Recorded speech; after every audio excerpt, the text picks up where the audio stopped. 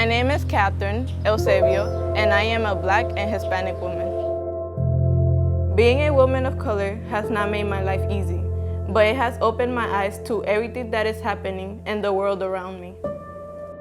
Most of the times, as us Black kids or just black people in general, we may go out, we may encounter a police officer or whoever that wants to start trouble with us, who could put us in, situations for us to either get arrested or, just anything. So I'm just, me personally on that level, I'm kind of, skeptical about the whole situation of me being by myself in the real world, I see the stuff that happens.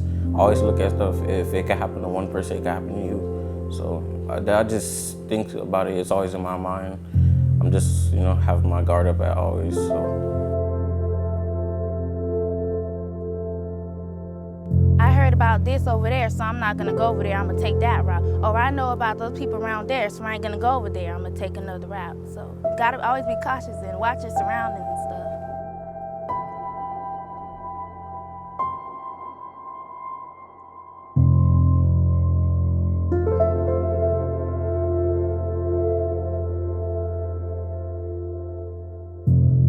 She said that's why she don't like Black people, and she was referencing that to me. So pretty much she proceeded and she decided to call my mother to get me in trouble, as if I was a troubled kid and as if I caused stuff in that class. It really made me upset to see that I trusted this teacher to teach my son. So when I look at it, if you have racism in you, I didn't want her to cross that over to my son or any other student. What my mom, she ended up doing, she spoke to me. She never told me or never taught me to hate other people out of my kind, white people specifically. She never taught me racism. I teach my son to love everyone, to respect everyone. We're all the same. At the end of the day, we love the same, we cry the same, we hurt the same. My mom, she pretty much came to the school. She talked to the principal, she talked to the same teacher, and we ended up getting situated. So it really bothered me to see the discrimination when she walked away and said that's the reason why she didn't like Black people specifically. It still bothers me just thinking about it. And with being Black, it seems like all you have to do is have the color, and you die at the same rate as those people who have those chronic illnesses. So that's my disease. Even you're born with it, like how some people are born with like HIV and stuff like that. You're born being Black, so you're automatically born as the disease. Being a Black woman in this society, even when I be walking to the corner store, you always have somebody catcalling you, saying something, trying to get you in their car, and you can never be too careful. Children don't necessarily see color. They see children as their own. You can walk in a room and you'll see two kids playing. They just play. But it's adults. We see Black, we see white. So it's whatever is in our hearts, that's what we teach our kids. Be wise, don't be naive, try to be smart, watch your surroundings. If you get an odd feeling about somebody, please trust your feeling, because that is normally right. There are people in this world who they have different intentions, and you just gotta be smart enough to know to trust your gut. Something I would tell young Black females in this society is to listen to your parents, because they're warning you about dangers in this society because they have either faced them or seen them. So don't think they're being too strict for no reason, because if they're being strict, they definitely have a reason.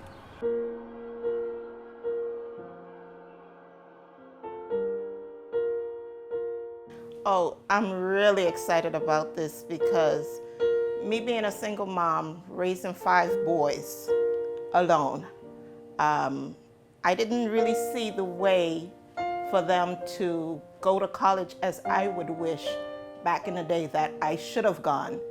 But for the fact that you guys have programs like this and being able to be accepted as a Black child to go to college, I'm grateful for it. It's been a lot, but she's been holding us up, and by the grace of God. Basically, as a single parent, you're doing everything on your own. Two incomes is definitely better than one, but when it's just one, you know, your mom and pops and your everything. Ladies and gentlemen, please rise to welcome the processional of the inaugural class of the 2021 Rising Black Scholars. You are welcome here. You belong.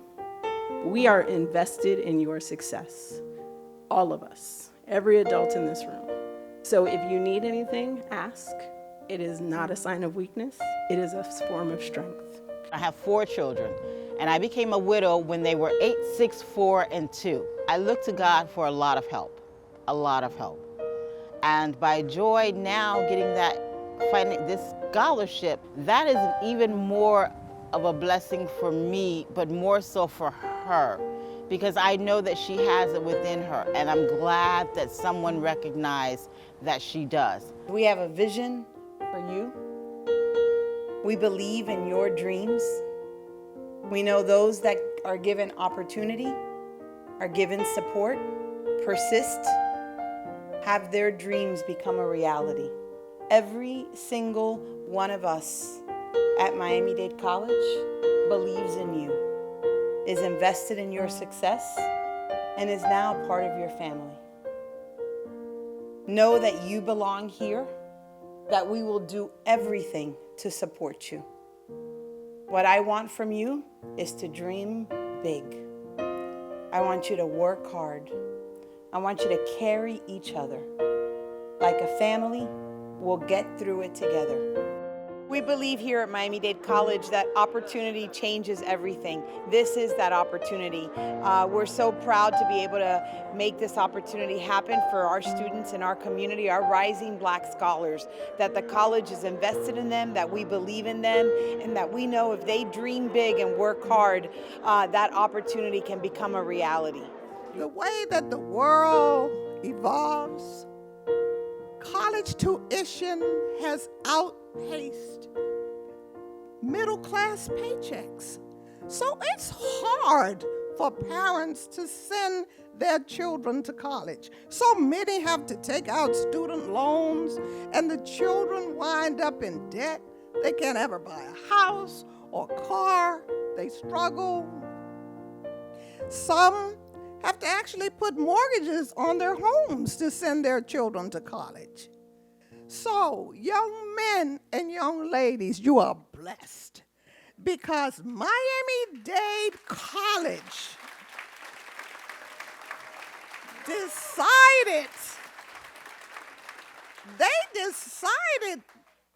that they were going to invest in you. They weren't just going to talk about you and watch you on the news shooting. They were not going to talk about you and watch you walking down the street with your pants hanging down. They were not going to just watch you in the community. They were going to put their money where their mouth is and where it is important. And they decided to invest in our little girls and our little boys and send them to college. Now, what more of a blessing can you need? And I want you to know that you have to take this very seriously.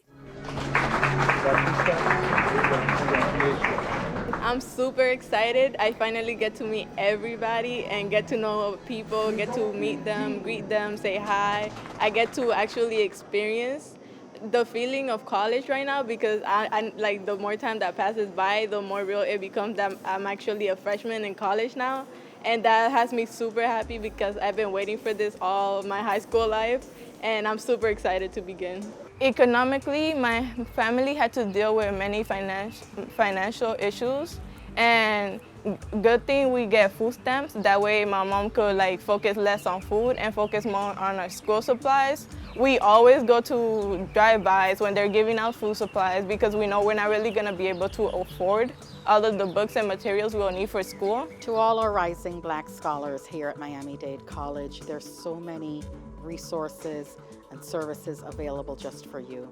Each of you will have an assigned advisor who will be your go-to person for any issues, challenges, opportunities that you would like to pursue here at the college or elsewhere.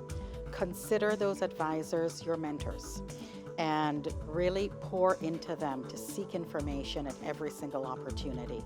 You will also have the opportunity for mentorship, tutors, and also the participation in student clubs.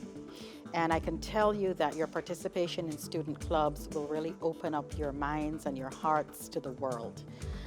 You may have heard that there are clubs that you can start yourself. If you're that entrepreneur or you have that entrepreneurial mindset, start a club of your interest. Get other students together, grab a faculty member who you truly, truly love, and start an organization to really move your agenda forward in terms of your personal interests, whether it's a career, whether it's a hobby, or whether it's some civic activity. I'm pretty excited about it. The fact that I was chosen amongst the other kids that also was chosen. I'm just glad that they offered me and my family a way for me to go to school for free and for me to use my knowledge to actually do something in the future. I know before I was using the school laptop that they provided for me the previous year. So now that they're giving me my own laptop, that's a big help. I could do my homework growing up around other kids who didn't have the chance to go to school, kids who dropped out, kids who didn't even make it into the same position that I'm in. I'm just grateful. I continue to thank God, continue to thank my mother for allowing me to be in this position. And I just continue to, further this opportunity. Stephania James.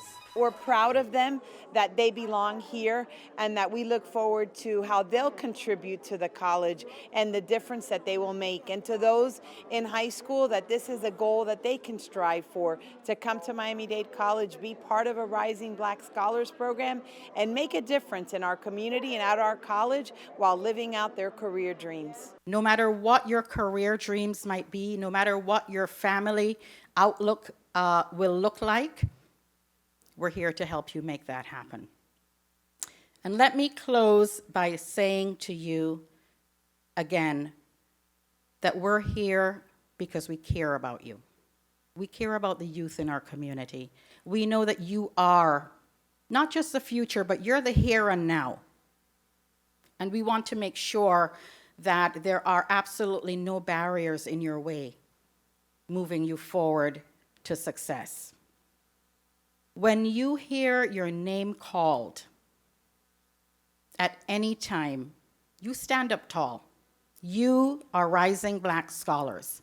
And America's promise and Miami-Dade College's promise that we will lift up every single one of you through education and through a quality education here at Miami-Dade College. Miami-Dade College is your college, and we're here to serve each and every one of you.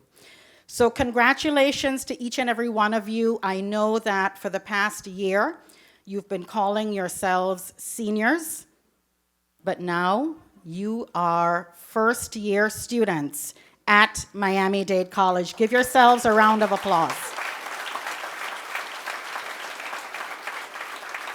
1 in 3 of every black man is either in the criminal justice system, coming out of the criminal justice system, or going into the criminal justice system. And the investment that we're making into your lives today, we know you have no place in that statistic. No place in that statistics. According to my high school guidance counselor, I'm not even supposed to be sitting or standing here with you today. I was never supposed to be awarded at the White House as a top 100 entrepreneur under the age of 30. I was never supposed to be honored at the White House again in 2014 as a White House champion of change. I was never supposed to go on to work for Nintendo and for Sony and the NBA. I'm a Florida girl. According to my high school guidance counselor, I'm not supposed to be sitting here with you today. I was never supposed to go on to launch Black Tech Week and build the first co-working space to exist in a black neighborhood in the entire state of Florida because I believe in the innovation potential of Black people in our communities, because we build things. We've always built things. According to my high school counselor, I was never supposed to do any of that. I was never supposed to connect entrepreneurs to millions of dollars in capital for them to launch their business. I was never supposed to work with over 4,000 of you to help you learn how to code. I was never supposed to become the CEO of one of Pharrell Williams' companies. I was never supposed to be here with you today, according to my high school guidance counselor, because she told me that I'd never make it to a college or a university because of my grades. She didn't know me other than what she saw on a computer screen. And I remember sitting with her at around the same age as you guys and telling her this story that I wanted to go to the University of Central Florida, and I wanted to, at the time, I wanted to produce rap videos. A lot has changed in my life. And please guide me, guidance counselor, on my this yellow brick road to success. And she literally looked at me, she looked back at her computer screen, she looked at me again, and she said words that have literally shaped the rest of my life. That I don't think college is for you. And I was just like, not even like community college? You know, I can say, you know, Harvard, I can get that. I can accept that. But like community colleges have programs for students like me. I was a C student. I majored in boys and basketball. My mom hates when I tell that story. But I was a C student, but I could also rewire cable into my bedroom. When my parents bought me a TV, but they wouldn't put cable because they didn't want me to watch TV that much. And I was also the same kid that could take a computer apart and put it back together. And I was also the same kid that could literally taught myself how to code, not even realizing that could lead me to a multiple six-figure job. It's unreal for me because this is way more than I expected. I thought it was just going to be like an auditorium and a stage or something, but this is bigger than I can imagine. And when I came here, I was greeted with smiles, and everybody was very friendly to me. And I even started connecting with the other peers here, and they were really helpful talking about the shark net and stuff like that. They gave me a lot of paperwork for it. They even gave me a book bag, which I am going to wear. And I got really excited. It melts my heart to be here personally. And here's why. Because as a judge, one of the most important duties we have, unfortunately, is to sentence individuals. And I was first a county court judge and a circuit court judge. Now I'm a federal judge. And there's no jail. You go straight to prison. Anywhere in the United States of America, even though I preside in the Southern District of Florida, you can be shipped anywhere. And today I get the opportunity, when I say it melts my heart, to not sentence Black and brown young people to prison, but to induct them into a scholarship program. So I want to thank you for that. It's my honor, thank you. Because I'm like just many of you, I call myself the skinny kid from Liberty City. With big dreams. You might can't tell now from this road, but I call myself that because I know what it's like to start from nothing and yet to have hope and dreams and to dream big, because there was no 5,000 role model when I was in high school, so I'm dating myself now as well. But there's a young man I did meet who was a lawyer, Black attorney. He told me he was a lawyer. I didn't believe him first. He told me he grew up in Overtown and he became a prosecutor, and I kind of followed his step and believe in. And I'm kind of biased. They say judges are not supposed to be biased, and here's why. I think it's a good bias. Because when I saw this program, one of the schools on it, who's some of the scholars are from the same school that I graduated from proudly, and that is the one and only Miami Northwestern Senior High School. So go Bulls. Before I begin, one other note I would like to say is that once you graduate from Miami-Dade College, and if you desire to pursue a career in law, think about that, because one day I hope to swear you in as a lawyer, and also so that you can say that you can be a judge instead of being judged by one. All right, so I want you to remember that. Honestly, God amazes me a lot. I didn't even see myself here. Joy has made a complete 360 turnaround. She started out with a lot of trouble in elementary school, and to see her come this far and make that complete change to be a very, very bright child. Understand when I tell you, this child could not even comprehend at an early age. So I was even worried if she was even going to pass the 3rd grade. But she did, and she excelled, and each year she makes me more and more and more proud. I only see great things in her future. So the girls would always say to me, they don't say it anymore, but they used to say it. They used to say, Miss Wilson, you're always doing something for the boys. When are you going to start doing something for the girls? And I used to say to them, you may think that I'm doing this for the boys, but I'm doing this for you. I am doing this so that you can have good, strong husbands and good, strong fathers for your children. And you're already outnumbered in this room. You're already outnumbered in this room. And you know what they say now? Miss Wilson, my boyfriend is in the 5,000 room. So I have come tonight to place this amazing Rising Black Scholars Inaugural Program 2021 in the Congressional Black Caucus in Washington. Let me tell you that the college is expecting great things from our Rising Black Scholars. As I always say to students, you put forth maximum effort in your studies and in your journey here at Miami-Dade College, and we'll do the rest. And so for every single Rising Black Scholar, do know that we're here alongside you, beside you, and in front of you to help you to reach your educational and career dreams, the aspirations that you've set for yourself, no matter what they may be. Again, pour into your aspirations and we'll be right there to support you, but you must put forth that maximum effort yourself. In the next 5 to 10 years, I see myself either in college getting my bachelor's for physician assistant or either in a residency program in a hospital. We'll do it again next year, and so if you're in high school, work hard, get the good grades, put in the work, and that way you can apply, become a Rising Black Scholars, and be a part of Miami-Dade College, because I am MDC. Mostly, I would say to Joy and to other young black women is be true to yourself. Always be true to yourself.